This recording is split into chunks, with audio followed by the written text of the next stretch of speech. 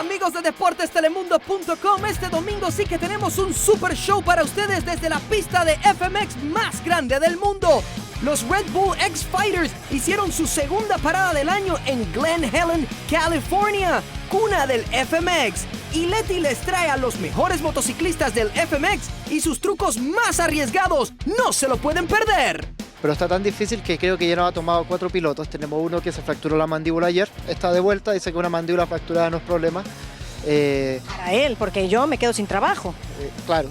Además, la influencia latina está por todas partes de los deportes extremos y veremos cómo les va en esta mega competencia.